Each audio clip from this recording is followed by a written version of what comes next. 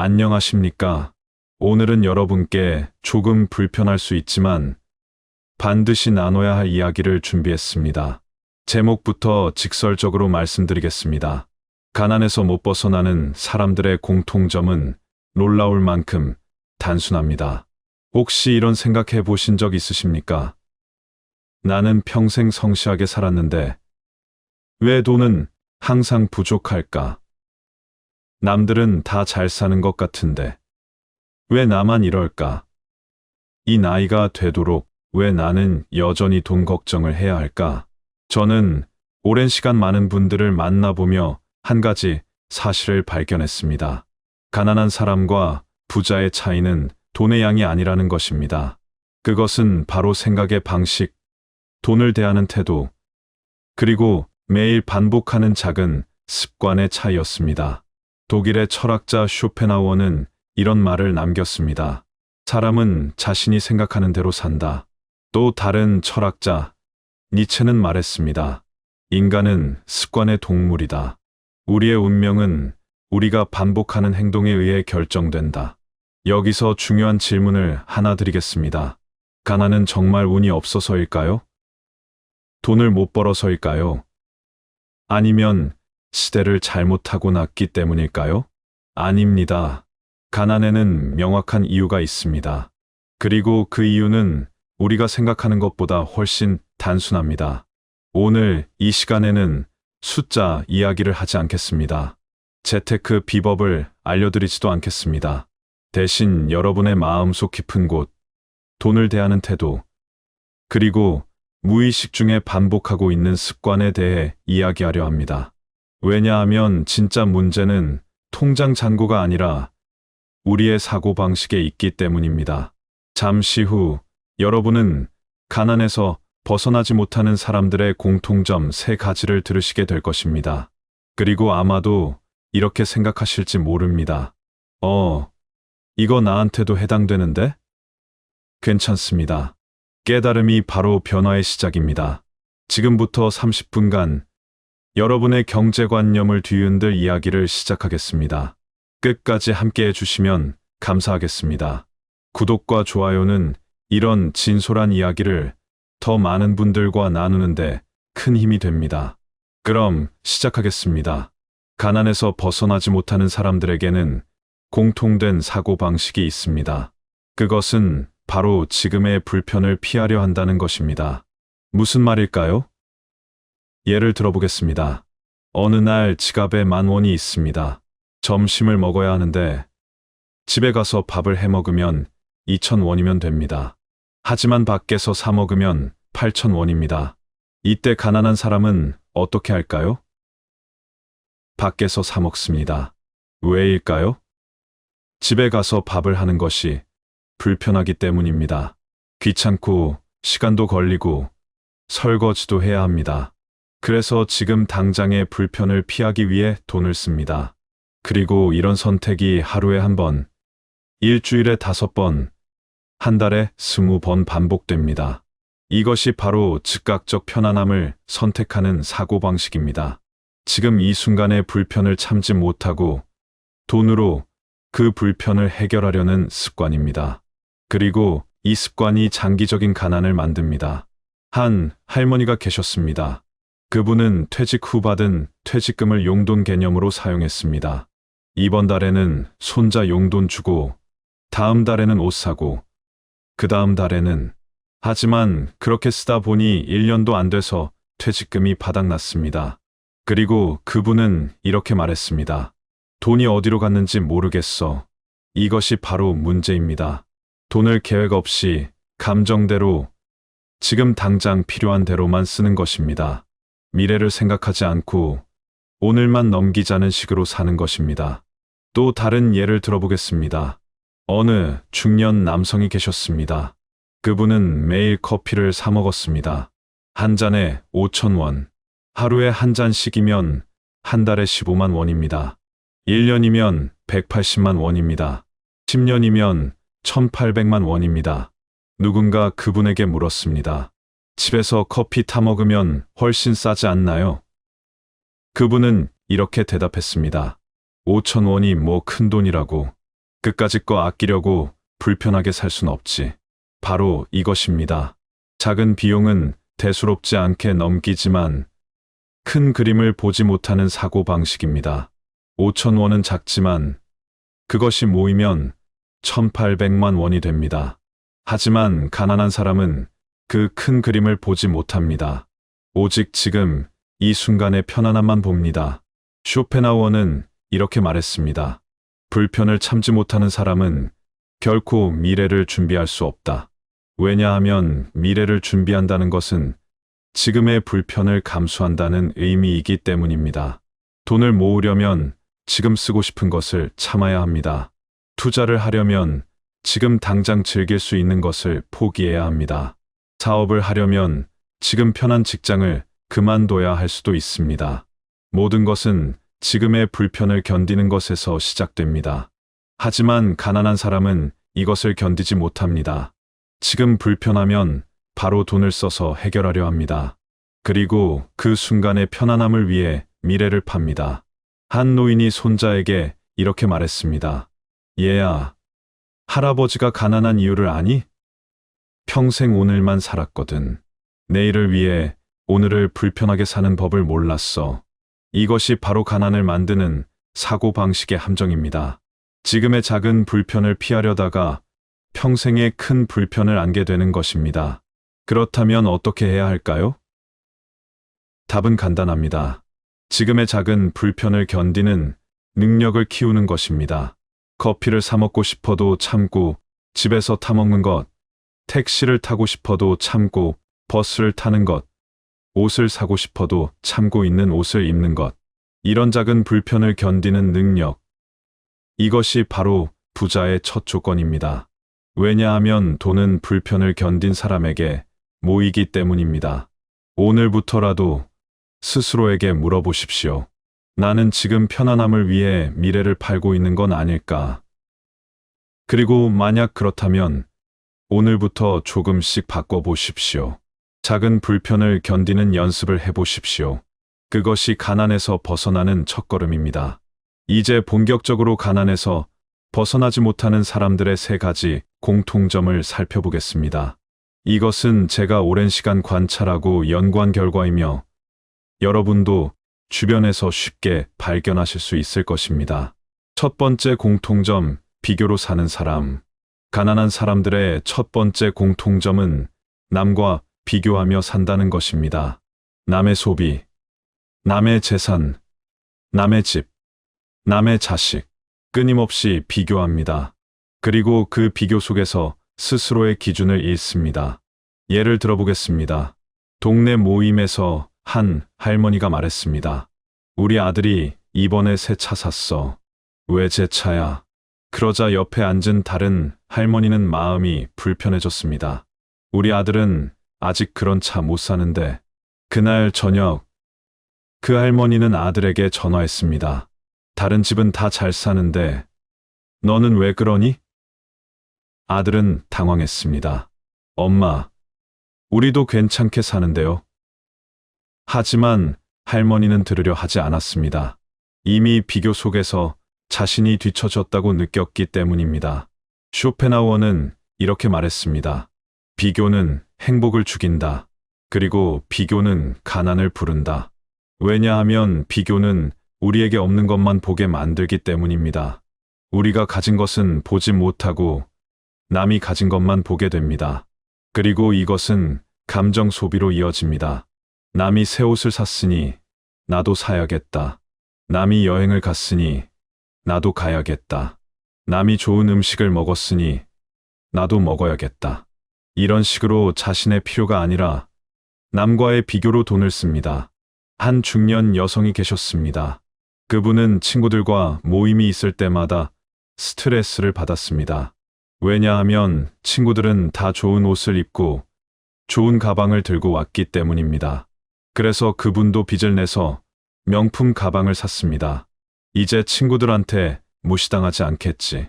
하지만 다음 달 친구 중 한 명이 더 비싼 가방을 들고 왔습니다. 그분은 다시 초라해졌습니다. 그리고 또 빚을 내서 더 비싼 가방을 샀습니다. 이것이 반복되면서 그분의 빚은 늘어났고 결국 감당할 수 없는 지경에 이르렀습니다. 이것이 바로 비교가 가져오는 가난입니다. 자신의 기준이 아니라 남의 기준으로 살기 때문에 끝없이 돈을 쓰게 됩니다. 그리고 그 돈은 진짜 자신을 위한 것이 아니라 남에게 보이기 위한 것입니다. 비교를 멈추지 않는 한 가난에서 벗어날 수 없습니다. 왜냐하면 비교에는 끝이 없기 때문입니다. 항상 나보다 더 가진 사람이 있고 항상 나보다 더 잘 사는 사람이 있습니다. 쇼펜하우어는 이렇게 말했습니다. 우리가 가진 것으로 만족하는 순간 우리는 부자가 된다. 하지만 남과 비교하는 순간 우리는 가난해진다. 오늘부터라도 비교를 멈추십시오. 남이 무엇을 가졌는지 보지 말고 내가 무엇을 가졌는지 보십시오. 남의 삶은 남의 것이고 내 삶은 내 것입니다. 비교가 아니라 감사로 살 때 비로소 가난에서 벗어날 수 있습니다. 두 번째 공통점, 미래보다 과거에 머무르는 사람. 가난한 사람들의 두 번째 공통점은 과거에 머무른다는 것입니다. 예전엔 이랬는데, 그때는 좋았는데, 옛날에는 이런 말을 입에 달고 삽니다. 그리고 변화하지 않습니다. 한 할아버지가 계셨습니다. 그분은 젊었을 때 공장에서 일했습니다. 열심히 일하면 월급이 올랐고 성실하면 인정받았습니다. 그런데 세상이 바뀌었습니다. 이제는 기술이 중요하고 변화가 중요하고 새로운 것을 배워야 합니다. 하지만 할아버지는 여전히 예전 방식만 고집했습니다. 옛날에는 이렇게 안 했어. 옛날에는 성실하면 됐어. 그리고 새로운 것을 배우려 하지 않았습니다. 결국 할아버지는 일자리를 잃었고 경제적으로 어려워졌습니다. 이것이 바로 경제적 사고가 과거형일 때 생기는 문제입니다. 세상은 변하는데 나는 변하지 않으면 뒤처질 수밖에 없습니다. 그리고 뒤처지면 가난해집니다. 특히 나이가 들수록 이 문제는 심각해집니다. 나이 들어서 뭘 배워? 이제 와서 바꿔서 뭐해? 그냥 이대로 살면 되지. 이런 생각이 바로 가난을 고착시킵니다. 한 할머니가 계셨습니다. 그분은 스마트폰 사용법을 배우기 싫어했습니다. 나는 옛날 사람이야. 그런 건 몰라도 돼. 하지만 요즘은 은행도, 쇼핑도, 정부 지원도 다 스마트폰으로 해야 합니다. 결국 할머니는 많은 혜택을 놓쳤고 자식들에게 부탁해야 하는 일이 많아졌습니다. 쇼펜하우어는 이렇게 말했습니다. 과거에 사는 사람은 죽은 사람과 같다. 살아있으려면 현재를 살아야 하고 미래를 준비해야 한다. 경제도 마찬가지입니다. 과거의 방식으로 돈을 벌고 과거의 방식으로 돈을 쓰면 현재의 경제에서 뒤처집니다. 물가는 오르는데 수입은 그대로이고 세상은 변하는데 나는 변하지 않으면 가난은 당연한 결과입니다. 하지만 희망이 있습니다. 나이는 핑계가 될 수 없습니다.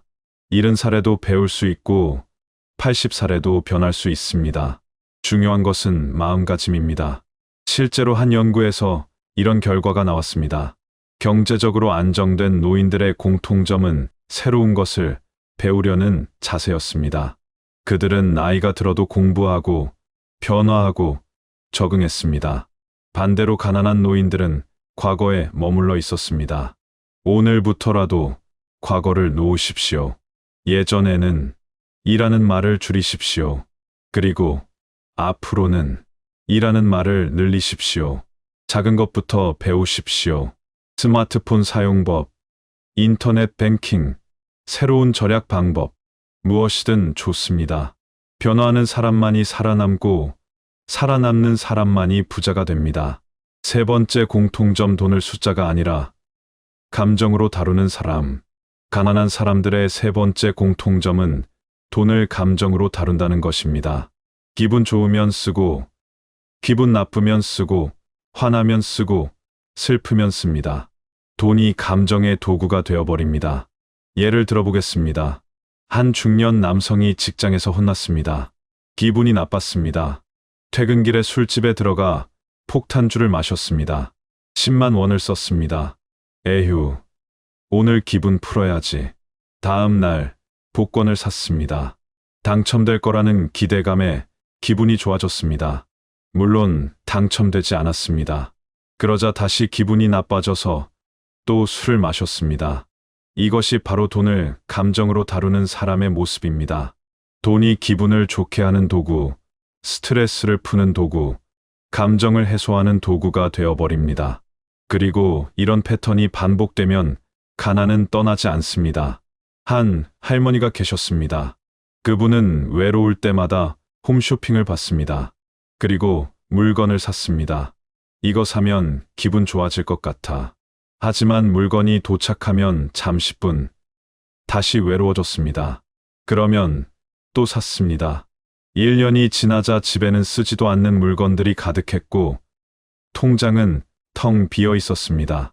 그분은 이렇게 말했습니다. 돈이 어디로 갔는지 모르겠어. 이것이 바로 문제입니다. 돈과 감정이 연결되면 돈은 물처럼 빠져나갑니다. 왜냐하면 감정은 끝이 없기 때문입니다. 기분이 나쁜 날은 계속 있고, 외로운 날도 계속 있고, 스트레스 받는 날도 계속 있습니다.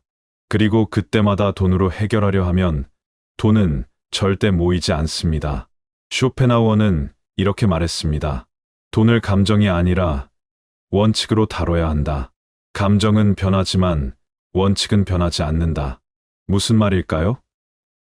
돈을 쓸 때 기분으로 결정하지 말고 원칙으로 결정하라는 것입니다.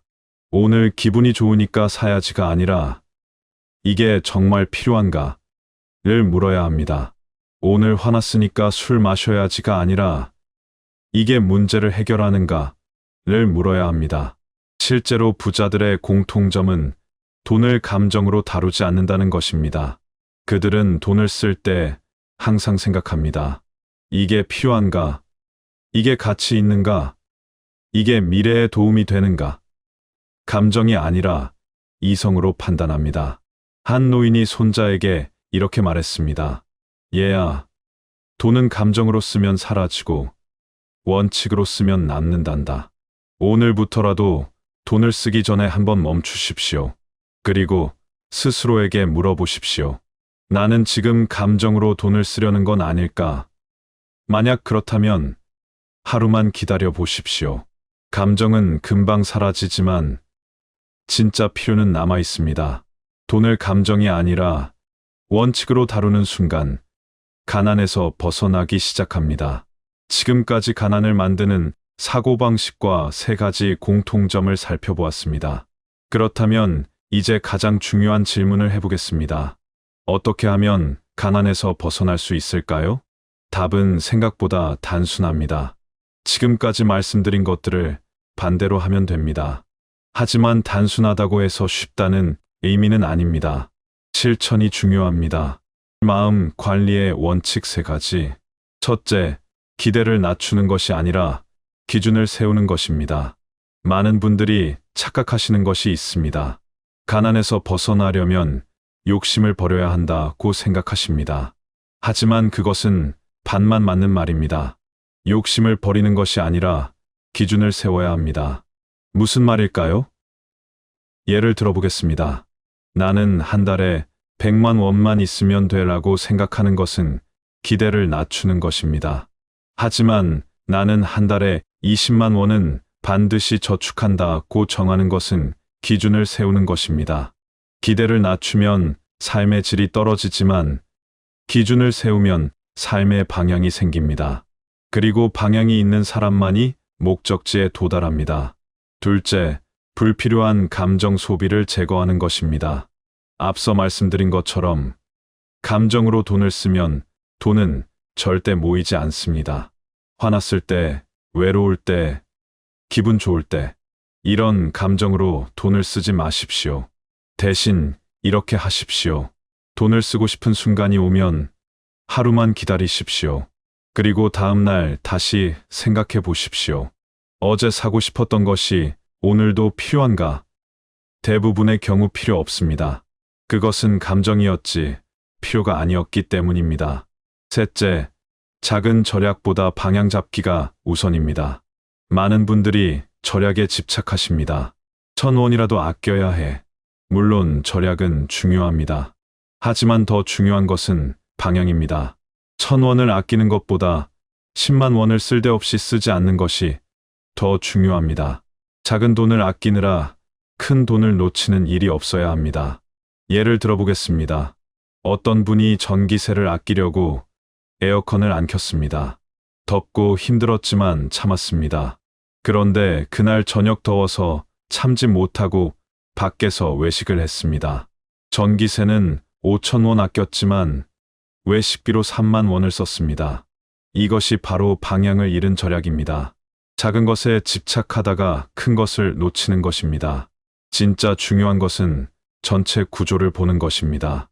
내가 어디에 돈을 많이 쓰는지, 어디를 줄일 수 있는지 큰 그림을 보십시오.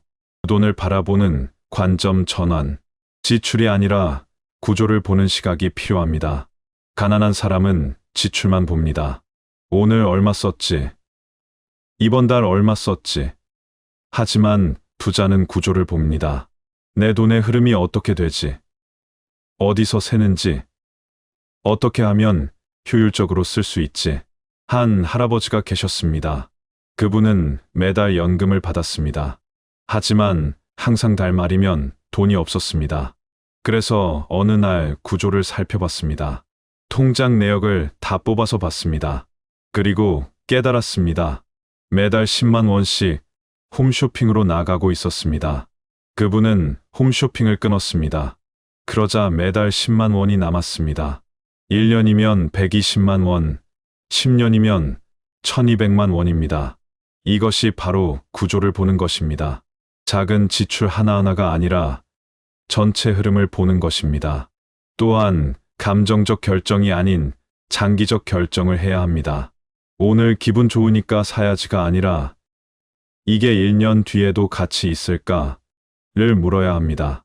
지금 당장 필요해가 아니라 한 달 뒤에도 필요할까를 물어야 합니다.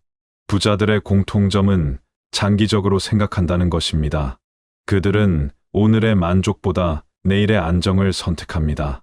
그리고 그것이 쌓여서 부가 됩니다. 나이에 상관없이 가능한 작은 실천. 마지막으로 지금 당장 시작할 수 있는 작은 실천들을 말씀드리겠습니다. 첫째, 매일 10분만 돈에 대해 생각하는 시간을 가지십시오. 아침에 일어나서 또는 저녁에 자기 전에 10분만 생각해 보십시오. 오늘 돈을 어디에 썼지? 그게 필요했나? 더 나은 방법은 없었나? 이 10분이 한 달이면 5시간, 1년이면 60시간입니다. 그리고 이 시간이 당신의 경제를 바꿉니다. 둘째, 하루에 한 개의 지출을 기록하십시오. 모든 지출을 다 기록하라는 게 아닙니다. 하루에 딱 한 개만 기록하십시오. 가장 아까운 지출 또는 가장 큰 지출 하나만요. 그리고 그 옆에 한 줄만 쓰십시오. 이게 필요했나? 이것만 해도 한 달이면 30개, 1년이면 365개의 지출을 돌아보게 됩니다. 그리고 그 과정에서 당신의 소비 패턴이 보입니다. 셋째, 일주일에 한 번 내가 놓친 비용을 체크하십시오. 우리는 쓴 돈은 기억하지만 낭비한 돈은 잊어버립니다.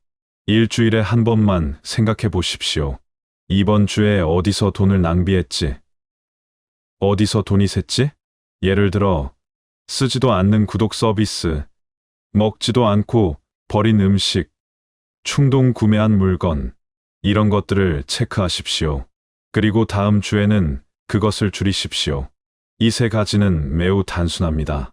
하지만 지속하면 놀라운 변화가 일어납니다.